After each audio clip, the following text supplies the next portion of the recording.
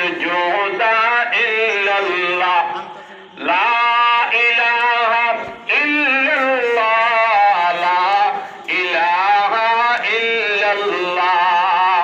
ইলাহ মানে ইবাদতের মালিক।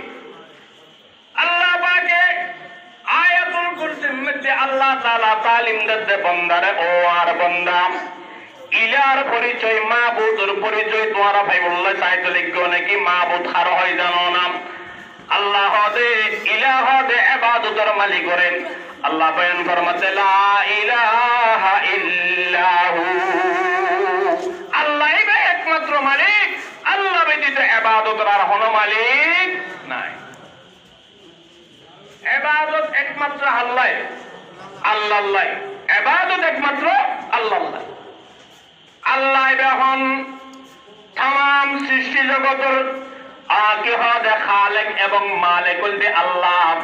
এটাল্লাই আল্লাহর ব্যাপারে অনেকে যদি গাফেল হয়, কোন বান্দা যদি আল্লাহর পরিচয়ের ব্যাপারে গাফেল তাইলে বান্দাকে জান্নাত যাওয়ার কোন ধরনের রাস্তা নাই।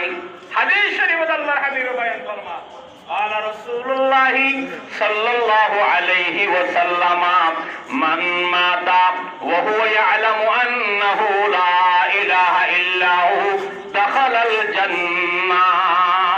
الله الحبيب بيان فرمان من مات وهو يعلم أنه لا إله إلا الله। আল্লাহর হাবিব বয়ান ফরমাতেন আর উম্মতের যে সমস্ত মরদ ফামাইয়ুব দুনিয়ার হায়াত শেষ করি দুনিয়ার তুন বিদায় লইবার সময় ওয়া হুয়া ইয়ালামু মানি আই ওয়া হুয়া ইয়াকুলু মুওয়াহহিদান বিল্লাহি তাআলা, ব্যক্তি আল্লাহর প্রতি আল্লাহর একত্ববাদে যদি বিশ্বাস করিয়ে দেয়, আল্লাহ ওয়াহদাহু লা শারীকা লাহু, আল্লাহর কোনো শরীক নাই, আল্লাহর কোনো অংশীদার নাই, মানুষ নিজের মালিকও আল্লাহরে বুঝি, নিজের খালেকও আল্লাহ।